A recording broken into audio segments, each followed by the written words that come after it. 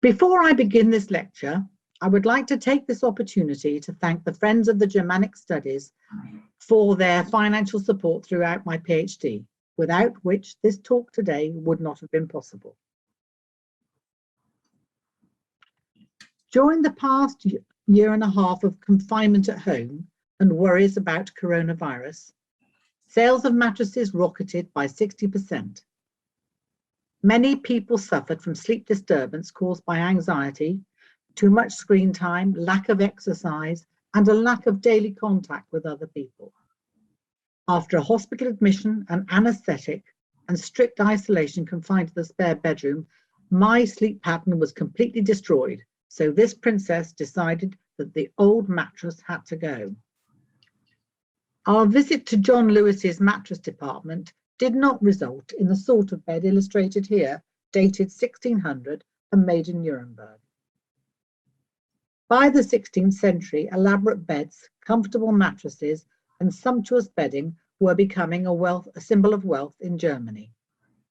Even the middle classes had alcove or corner beds, whilst the lower classes had beds that ranged from a basic bed frame with rope on which to sling a mattress to slats on the floor in their workplace or stable.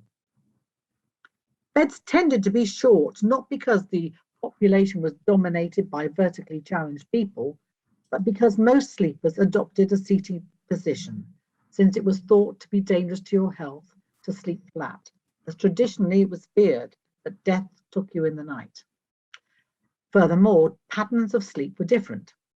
People did not sleep for today's desired 7 or 8 hours at a stretch, but often went to bed at dusk for a couple of hours, then, after waking, worked for a while before going back to sleep for another nap until dawn.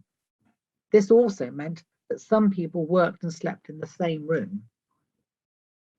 So commonplace were beds becoming that on the 9th of September, 1553, Sachs wrote a play about one entitled Der verdorbene Edelman mit dem weichen Beht, das Kaiser Augustus wollte kaufen.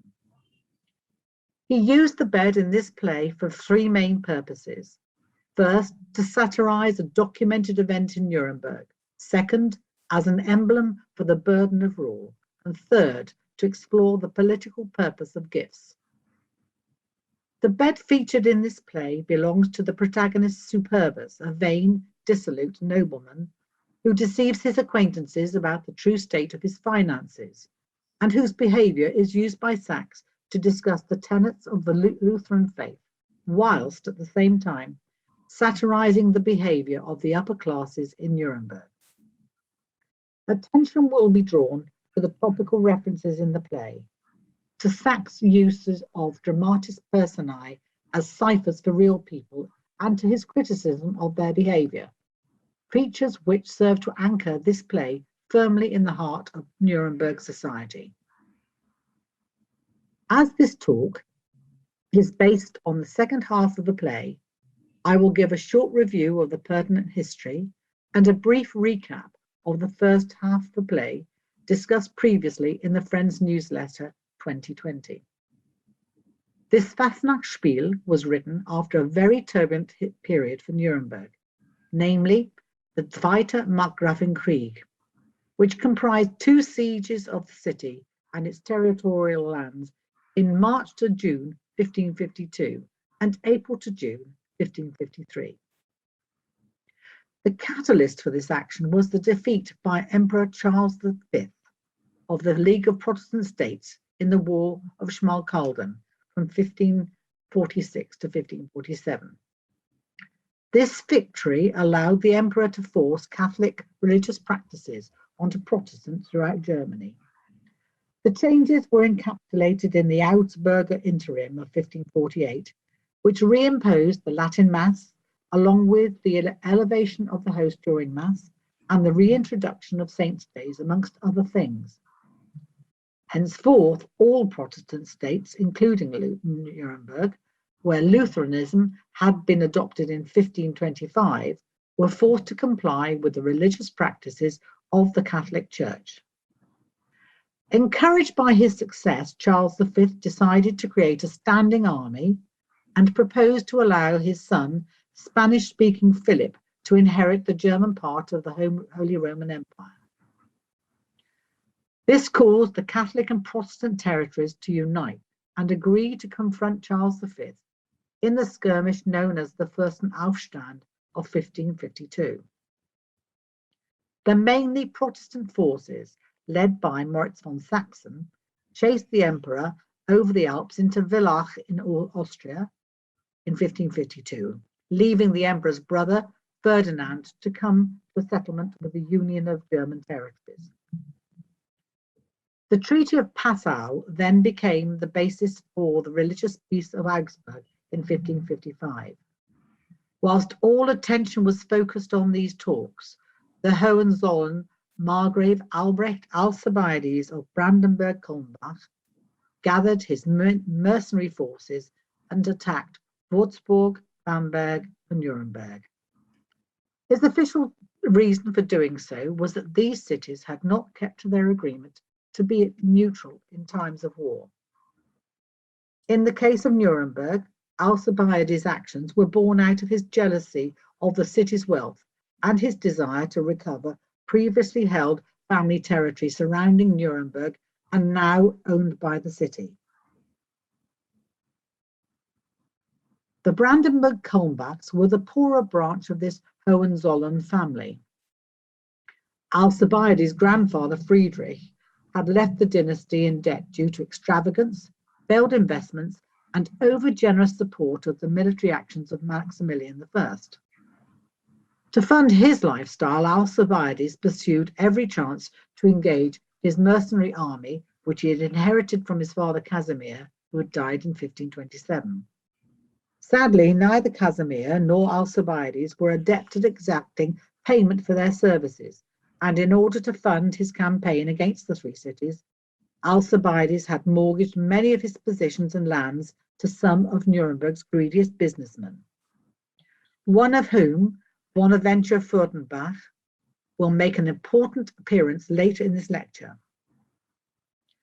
During Alcibiades' attack on Nuremberg's lands, local farmers and their animals sought refuge within the city walls after his men rampaged through the countryside, destroying everything in their wake, looking for bounty in lieu of wages that had not been paid by the Margrave. Contemporary sources report that as a result of the war, 2 towns, 170 villages, 3 religious foundations, 19 castles, 75 manor houses, 28 mills, 3 hammer mills, and approximately 2,500 acres of forest were burnt to ashes, and many fish ponds dug up.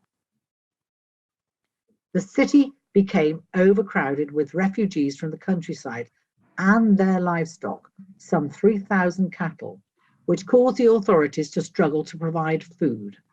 Hence, when this play was written less than 3 months after the second siege, the current lack of food due to the damaged farming communities would have been uppermost in the minds of the audience.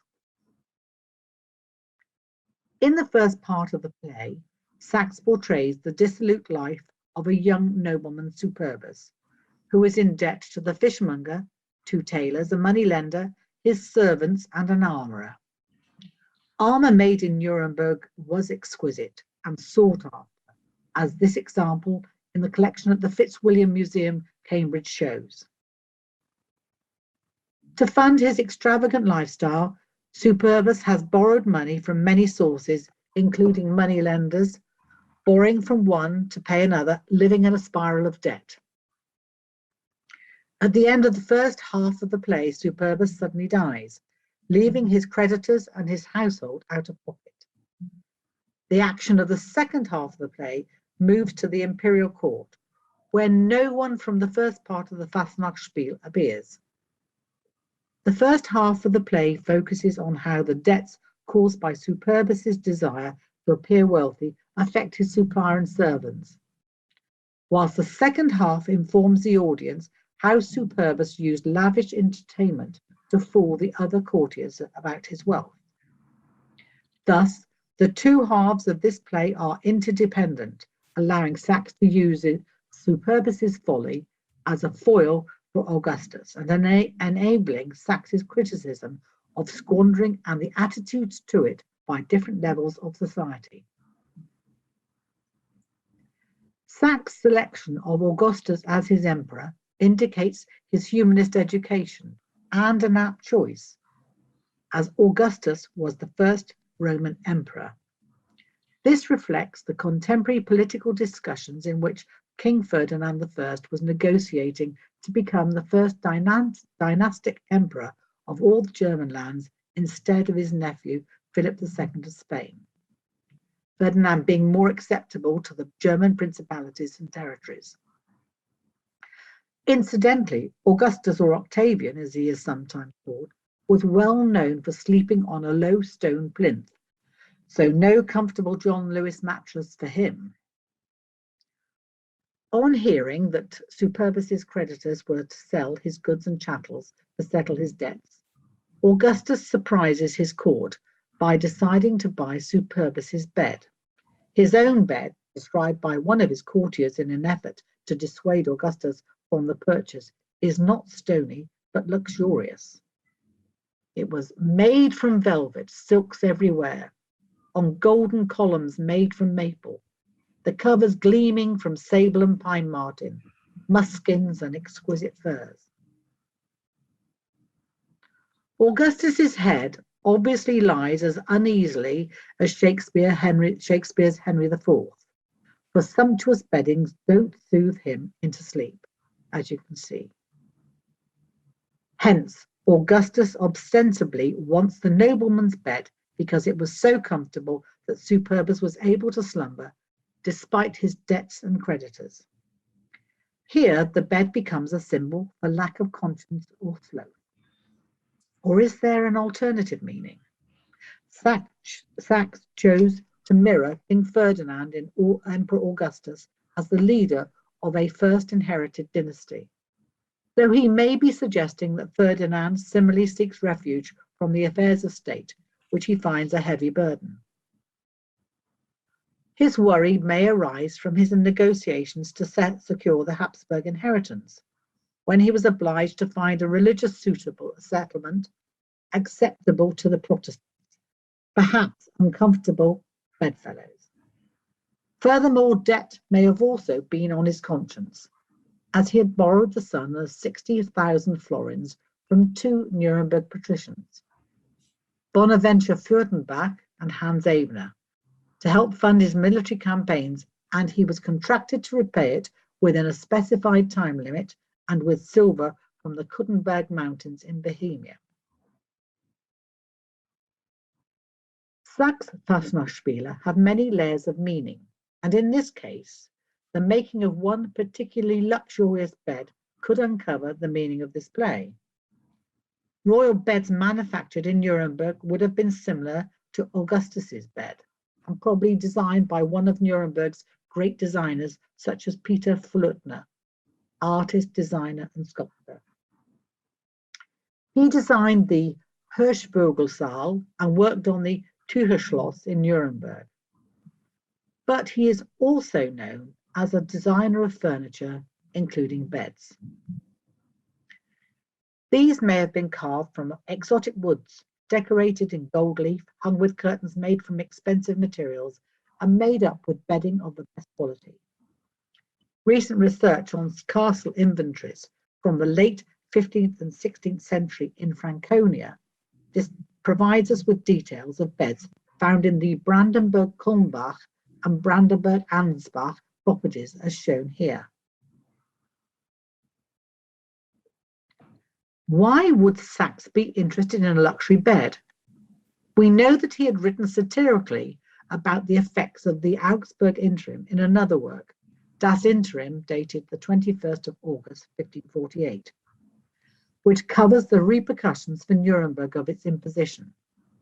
Then, in 1550, Sachs had written the Tragödie mit 6 Personen, Die Enthauptung Johannes, in which he uses the martyrdom of John the Baptist as an allegory for the downfall of Andreas Osiander and Veit Dietrich, leading local priests who refused to accept the interim. However, While the effects of the interim were a theme in those recent works, neither Osiander nor Dietrich is mentioned by name. Stephen Wales is convinced that their downfall was a subplot in several plays, a clue which helps us to unlock the subplot in this play, because in the case of Dietrich, the final straw that lost him his church position in Nuremberg was, in fact, a bed. Veit Dietrich was the son of another Nuremberg shoemaker. His intellectual ability had been recognized during his childhood, and his education had been sponsored by a benefactor, enabling to attend the university in Wittenberg. There he impressed Philip Melanchthon with his intellectual abilities and subsequently became a trusted advisor to Martin Luther, accompanying him to many important meetings such as the Marburg Colloquy in 1529, convened by Philip of Hesse to unite the Protestants of different creeds. Dietrich eventually returned to Nuremberg to take up a position at the Sebaldeskirche and became a trusted theologian for Nuremberg City Council, so much so that he began to represent Nuremberg's interest at Protestant religious meetings. In order to uncover the process which caused Dietrich to lose his position, we need to return to the end of the War of Schmalkalden in 1547, during which Nuremberg had claimed neutrality, but in reality supported both sides with money and arms. After Charles V had visited the city shortly before the decisive Battle of Mühlberg on the 24th of April 1547, some of his personal guard from the Duke of Alba's notorious troops remained in Nuremberg. They were divided into 3 groups and billeted outside the city in the north, the northeast, and southeast, effectively surrounding it and intimating their intention of ensuring Nuremberg's cooperation with imperial edicts. They ransacked villages and burned private property in nearby Altdorf, which led Veit Dietrich and another priest at the Church of St. Egidian to preach on 1st of May 1547 about their violent behaviour. The council, fearful of imperial reprisals since the Protestant defeat at the Battle of Mühlberg, demanded that future sermons be submitted to the censor before Sunday worship. Then, in a sermon preached on the 18th of May, Dietrich predicted that the Bishop of Bamberg would demand financial recompense for monastic properties and revenues lost in the Reformation, especially now that Charles V intended to reimpose Catholicism on all parts of the German territories. Christoph von Gendorf, King Ferdinand's representative in Nuremberg, believed the king and emperor had been slighted in this sermon and demanded that Dietrich be removed from his religious duties, a demand which Nuremberg Council refused. Then Dietrich preached another sermon, one which displeased Nuremberg's patrician council, since he criticized the Losung or wealth tax by suggesting it was open to abuse by Nuremberg's wealthiest residents, who only had to declare their income, not give proof of it. He claimed the receipts for the Gemeinnütz, Nuremberg's own system for poor relief, would be lower than anticipated. Furthermore, the money that could have been donated for poor relief had been loaned by Nuremberg's wealthy merchants to the emperor and the French king. If not repaid, the loss would have to be compensated for by taxation of the poorer residents, whilst the rich benefited from favours like ennoblement. Finally, in a sermon on June the 12th, Dietrich attacked the king's representative Christoph von Gendorf directly, accusing him of seeking influence and benefits through the gift of a bed to King Ferdinand. 2 other donors from Nuremberg were involved in sponsoring the gift. Bonaventure Furtenbach, he who had lent money to Alcibiades and King Ferdinand, and Hans Ebner, a member of the oldest patrician family in Nuremberg and the other local moneylender to Ferdinand. Gendorf was not a man to be trifled with, having a reputation for employing spies to provide the king with information about dissent in Nuremberg. Hence, when Gendorf demanded Dietrich's arrest, the threat to inform both the king and the emperor of the latter's attempt to besmirch their reputations forced the council to suspend him from his religious duties. The story of Dietrich's dismissal makes it obvious why Sachs uses a bed as the focus of his satire. Not only does it symbolize wealth and comfort, it was also a metaphor for Nuremberg's failure to protect its own citizens and their chosen religion. We also need to think about the nature of the gift of this luxurious bed. All three men who had commissioned it had been involved in silver mining in Bohemia. Fürstenbach, in partnership with Hans Ebner, had attempted to create a monopoly of the silver mines in Puttenberg, now Kutna Hora in today's Czechia. Fürstenbach's name was synonymous with risky ventures, and he was well known for demands of high interest, so much so that his reputation for avarice destroyed his political ambitions and caused his failure to progress into the inner circle controlling the council. The bed and the loan, made jointly with Hans Ebner, were given in the hope of gain, which paid off as Fürstenbach was ennobled in 1548. Hans Ebner died in 1553, the year this play was written, and it is not known whether he or his family benefited from his involvement.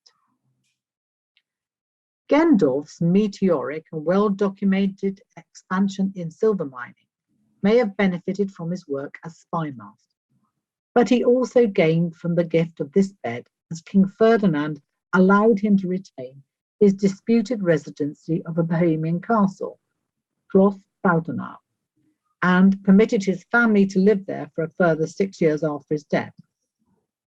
Furthermore, if Ferdinand's bed is a symbol for the purchase of favours and a display of greed by the donors, it also becomes a symbol for the corruptibility of the receiver. Sachs dangerously implies that King Ferdinand is corruptible.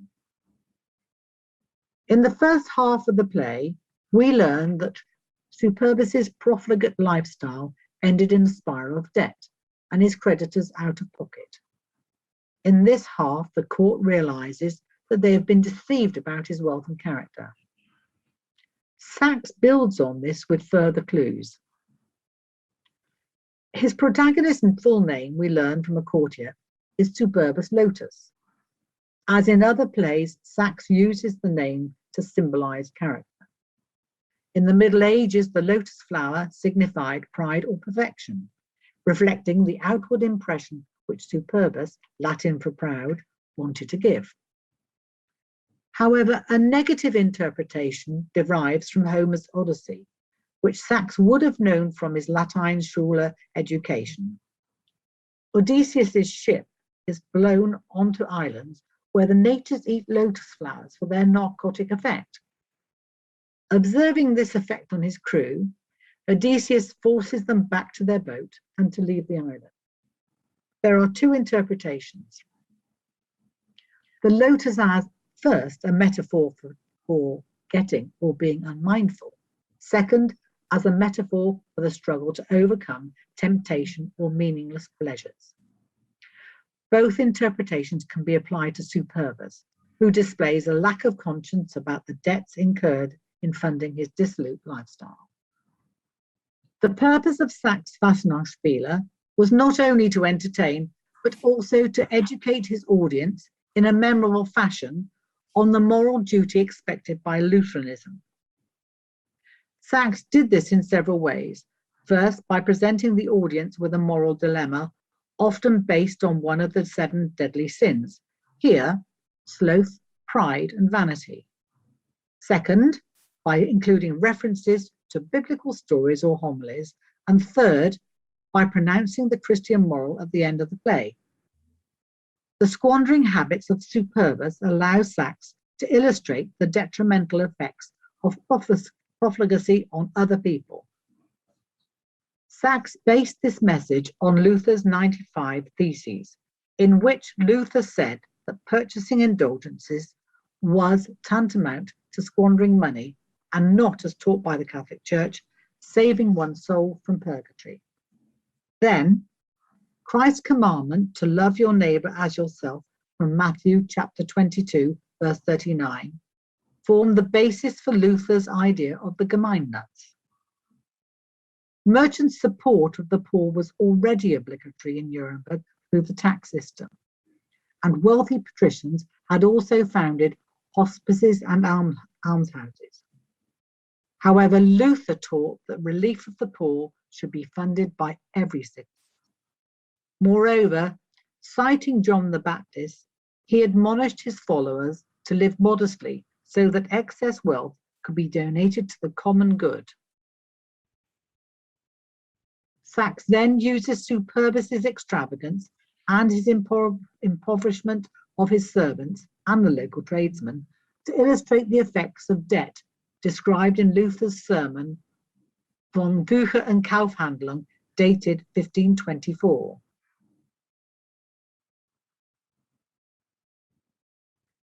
Finally, Sachs allows Augustus to pronounce the Christian moral of the play, which is unusual as Sachs normally writes himself into the play by ending with the moral and the words, "Hier spricht Hans Sachs."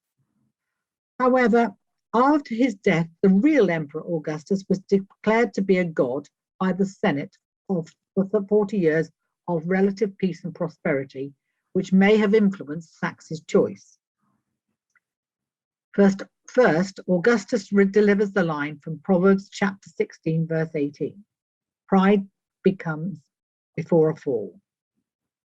This ties in well with Superbus's name and also with his fall from grace after his death, when his fellow courtiers discover the state of his indebtedness. Augustus remarks that each person should behave nach seinem Stand, a maxim which recalls Ephesians chapter 4, verse 1. I, therefore, a prisoner for the Lord, urge you to walk in a manner worthy of the calling to which you have been called. His last biblical homily is taken from Galatians 6, verse 32. Whatsoever a man soweth, that shall he also reap. A reference to Adam being condemned to work the land after he was expelled from the Garden of Eden. In these lines, Sachs reminds his audience of the values traditionally important in Nuremberg, industry and frugality, and of their obligation to obey the word of God as found in Luther's translation of the Bible. Sachs's portrayal of Superbus's extravagance served to illustrate the patricians' increasing mimicry of the nobility. The sons of the city's wealthy merchants were not going into trade, but ate and drank to excess, wore extravagant clothing, and passed their idle days jousting. Through Superbus, Sachs criticizes the upper classes in Nuremberg for abandoning their traditional merchant values as well as neglecting their Christian duties, both of which underpin Nuremberg's successful society and wealth. However, could Superbus, like Augustus, be a cipher for a real person? The clues again lie within the text, enabling Sachs's audience with their proximity to contemporary events to recognize the personality being satirized. We know from the first half of the play that Superbus owed money to many people, including moneylenders. His fellow courtier, Fabius, describes Superbus's carelessness with his money and mortgaging of his lands to maximize his capital while spending profligately. But it was the latter's pride that prevented him from admitting he was unable to afford his lifestyle. All these clues lead to Albrecht Alcibiades. Even his dissolute character matches that of Superbus. From Eugen Kusch we learn, zeigte von kleiner auf keine Lust zum Lernen, sondern übte sich früh in Reiten und Streiten Zalphen and Ralphen. If Superbus is a cipher for Alcibiades, then Sachs suggests that the latter similarly has no scruples about his treatment of people and property, and still slept very comfortably in his own bed. Sachs, through this satirical portrait of Alcibiades, would have tapped into the resentment present in his audience towards the man who had recently caused so much pain and destruction for Nuremberg citizens. Furthermore, Superbus shows himself to be deceitful and lacking a conscience, traits common to Alcibiades. As the leader of a mercenary army, Alcibiades was indiscriminate about which side to fight on. Hence, during the Schmalkalden War, despite being brought up a Protestant, Alcibiades chose to fight for the Catholic Imperial Army, that is, where he could earn the most.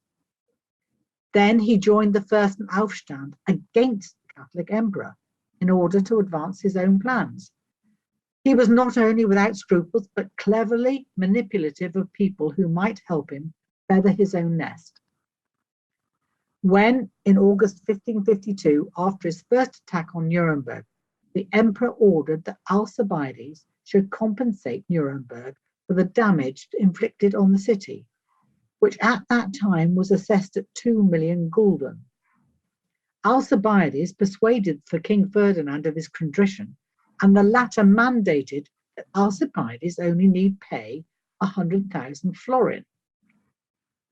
Sachs illustrated Ferdinand's change of attitude towards Alcibiades using Augustus as his cipher in 3 separate places.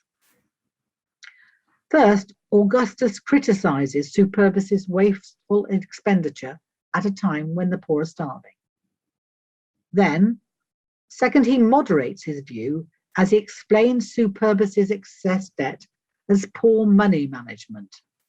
And finally, he berates Superbus's creditors for their threatening demands, although these creditors were just simple tradesmen and servants whose own livelihoods were threatened. By exhibiting false contrition, Alcibiades is back in the fold and Nuremberg is out of pocket. And then Alcibiades returns and lays siege to Nuremberg once again. If we accept that Superbus is a cipher for Alcibiades, then we're left wondering what sort of bed the Margrave slept in, for it must have been unusually comfortable in light of all his treachery.